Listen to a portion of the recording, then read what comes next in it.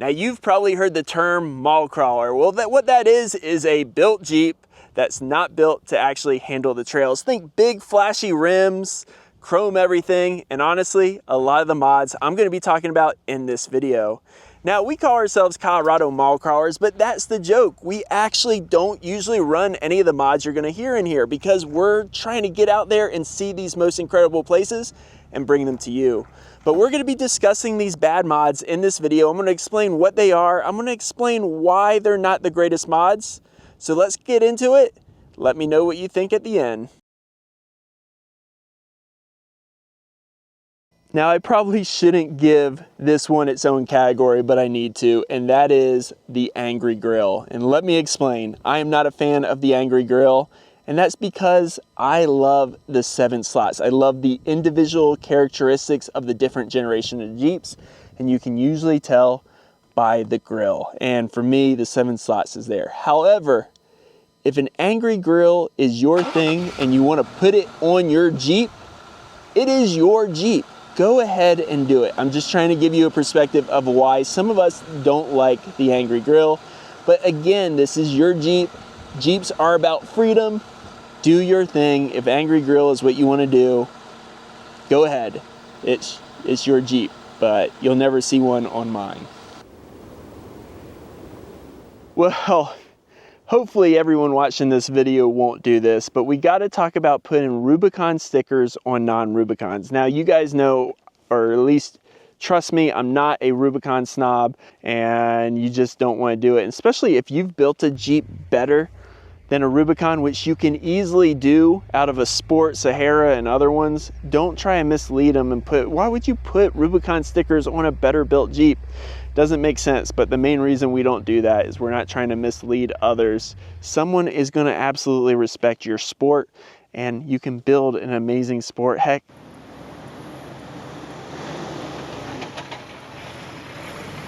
all right guys, do you see the bad mod in this shot? Well, it's right here. It's this cold air intake. Now, I get some of you guys absolutely love them and swear by them, but I'm telling you, I don't think this thing is getting any more power than my JL's 3.6 liter. And what the problem with this thing is it's decreasing the functionality of the Jeep vehicle. So Jeep normally has a intake that is designed for water fording, which helps Jeep have deeper water fording. Well, when you put a cold air intake like this, you're basically exposing it, and if water does get into this engine bay when you're fording some deep water, it can get into your engine, causing hydrolock, and you definitely don't want hydrolock. The other issue, which you can probably tell from the way my engine looks, is I was recently on white rim, and I was in the back. Now, I did do my best to kind of stay away from the dust and stay back quite a bit, but I still got dust in here. Now the filter is going to take care of most of that, but just constantly going into, dusty environments, doing a lot of Moab trails is not going to be good with a cold air intake that's taking in a lot more air. So now check out this spot, guys. This is amazing. Back there is Chicken Corners, and back there even further is Lockhart Basin. We do have a video coming out. Me and Rick really created a pretty awesome route. But let's get back to talking about some mods that people do that maybe get hated on a little bit. And we're going to talk specifically about adding extra lights. And I actually love extra lights. I want to put a light bar up there, but you can overdo it with lights. So you got to be sparing with them. Now, the lights of the JL are fantastic. So I think all I'm going to do is some upper lights up there and some rock lights, because that's where I need lights. I've also noticed lights are useful when you can get side profile for finding good camp spots, and backup lights are also important, but I'm probably not going to be doing those. Now, if you overdo it with lights, you're probably going to get made fun of. So that's the biggest key. Just make sure that you are doing the appropriate amount of lights. You can really get enough light with a good set of LEDs and a good set of fogs. Now, is my Trail Racks a bad mod? Right now it is, because it's purely decorative. Mods that are purely decorative are going to be looked down upon, are going to be frowned upon, and are going to be considered bad mods. Now, that Trail Racks is actually probably one of the absolute best mods that I have, because I have a small fuel tank, and I have been filming overland guides last year, and this year we're going to continue filming these overland guides that are really long, and I need to carry additional fuel. So right now I'm carrying 8 additional gallons, but I have the ability to carry up to 12 additional gallons right now, with the potential goal of doing 14. Now, are you guys ready for another bad mod? Let's get down to the ground and look at these wheels. Now, I'm kidding. Wheels are really a personal preference, but what we will talk about with wheels is you don't want to go too big on whatever wheels you decide to go with. The whole point of Jeeps is their off-road ability, and the bigger wheels you put on there, the less contact patch you're going to have when you air down the tires to go off-roading, or just overall, you're going to get those wheels really scratched up when you get into the fun stuff and get into some tight areas of trail. So personally, I like to wheel stock Jeep wheels because they're easy to replace. People are always selling them cheap, and usually I think they look pretty good. These are not my favorite style, but they're not bad. Now, I think this TJ Rubicon is nearly perfect, but it has one bad mod that every single one of my Jeeps has had over the last 25 years, and that is a rear hitch. Now, I have towed jet skis, carried mountain bikes, and of course now I tow an off-road camper with the hitch. But this TJ Rubicon is the worst towing vehicle of all my Jeeps, and I got Jeeps that can tow better, so I don't really plan on towing with this TJ Rubicon anymore. And it's going to be my stock off-roader, so I wanted to have the best approach and departure angles a stock Jeep can have. So I think it's time that I remove the rear hitch of this one.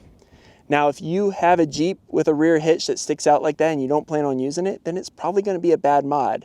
But if you plan on using it, then it's not a bad mod. Most of these things are built pretty tough, pretty solid. But as you can see, I have definitely banged up my 4-pin connector, and it's much simpler just to get rid of it. Now, this next one has to be on this list of bad mods, and that is adding too much weight to your off-road or overland vehicle. Now, people don't always realize adding the awnings, the rooftop tents, fully kitting out the back, you could be overloading your vehicle, and where that is going to affect it is when you're on adverse terrain that your vehicle was originally designed to handle, especially snow, mud, sand. That's where weight really adversely affects an off-road vehicle. So when you're building out your vehicle, you want to pay special attention to where you're loading it up, how much weight you're adding to it, and you want to try to keep that weight down. That's one reason why I absolutely love wheeling stock vehicles, because they are perfectly balanced, and every little change can adjust that balance and take that vehicle from being perfect off-road to where it's not as effective as it was. So definitely watch that weight when you're building it. Is a bad mod if you overload it. So I've probably already said Jeeps are really good at one thing, especially, and that is off-road. But Chrysler throughout the years has put really bad tires on it. So if your Jeep has bad tires, you definitely want to put on some good tires. Now, I love Kendas, and they now sponsor this channel, so I guess I am biased, but I bought so many Kenda tires through the years that I reached out to those guys. And we should have no problem going up that little Jeep road, and that's what we're gonna do right now. It's been raining a little bit, but this is what makes Jeeping awesome. Well, I think it's time that we break up this video with a community ride. And this week I got Derek's Liberty. Oh man, do I love these little Liberties. And Derek is out there in British Columbia in the snow. These vehicles love the snow. And if you guys saw my concepts video recently, I got out in mine. I can't wait until I can do that kind of stuff in my Liberty again. But thank you, Derek, for submitting such an awesome picture. And let's get back to the bad mods. Now let's talk about another bad Jeep mod, and this one you guys are not gonna like it, but it's bigger tires. Now there is nothing wrong in reality with bigger tires. Bigger tires give you more clearance and they allow you to get over obstacles easier. What I'm talking about is bigger tires without beefing up the drivetrain components. The stock components can only take so much. And I know this from experience. I used to wheel with a group that would put bigger tires on the stock axles, including stock Dana 44s from the Rubicons. They'd put 40s on them, 37s, that kind of stuff. And we'd be off-roading in off-road parks, you know, moderate to difficult off-roading, and we'd snap those axles. And that was all because none of the drivetrain components were beefed up. So you want to make sure that you're overbuilding your vehicle instead of underbuilding, because you never know when you actually might need it. And I know you might be saying, well, I only need it for the road. And maybe you will never go off-road, but there might be a time when you actually do find yourself in a situation where you need to use the full capability of that vehicle and you don't want it to fail on you. So definitely overbuild it, don't underbuild it. Now, my apologies if I indicated that maybe additional doors are bad mods. They are not. I do love 2 doors, but, and I want to make this thing a J8, a 2-door long wheelbase version, which I can do with a great tops kit. But the more I drive it, the more I wheel it. I kind of think this would be a very cool 2004 Rescue as my inspiration. That's why I made that concepts video. I find so much inspiration from the Jeep concepts, but I apologize if I may have indicated that additional doors is a bad mod. It's not. Let's get on to an actual bad mod. All right, guys, I am so excited for this next bad Jeep mod. If you guys know this Jeep behind me, you should know it.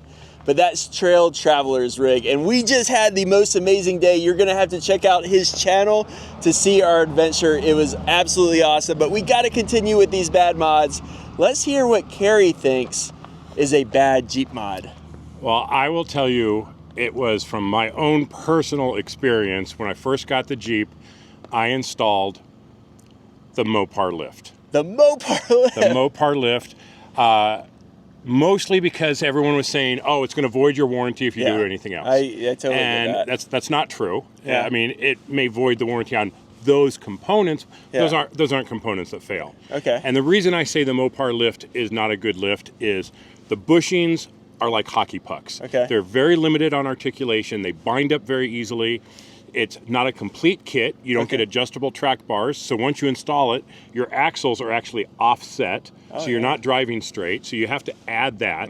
It's just not a complete system, and the components aren't very good. Now, they did improve it slightly recently, and they switched from the old Fox shocks to the Bilstein shocks. Okay. That was a nice upgrade. Yeah. But they're the lowest end stuff you can get. Yeah. So if you're going to put a lift on, don't do the Mopar lift. Buy once, cry once. Do it right. Yeah. You're going to spend more money, but you'd end up spending more money with a Mopar lift anyway to get it to be complete. Oh, yeah. And so, personal experience, it's just not a great kit. The springs, they're single rate springs. Yeah. Instead of most lift kits have at least dual rate springs. Yeah. And so those are things that you may like it, and a lot of people say, oh, I love the Mopar lift. Yeah. Go ride in a Jeep with a good lift with good springs, Yeah. and you can feel the difference. Absolutely. So that is my bad Jeep mod. I think that's a great bad Jeep mod, and it's so important to actually listen to people that have experienced the bad Jeep mods to tell you it's a bad Jeep mod. Thank you, Kerry, so much. Yep. And dude, don't miss our adventures. We had 2 amazing days, not just one. I can't wait for 2 those. amazing days. Oh man, Check it was them out. really good. All right. Now, I know these talking head videos are not my specialty, and we're definitely getting back to trail guys, but for you guys sticking around to the end, I wanted to show you we finally got this Jeep fixed. This Jeep is ready for its first trail guide, which we're going to be filming this weekend. But if you disagreed with me on anything in these videos, I'd love to hear it in the comments. I'd love to hear why, though. But I'm going to show you guys a more positive video. This is Jeep concepts that I think are awesome, and they're ones that you can steal ideas from for your Jeeps. I'm definitely going to do it. But our specialty is making trail and overland guides. That one is Poison Spider. Drew did so incredible with it. If you want to see what we normally do on this channel, click over there. And thanks for watching, guys. Bye.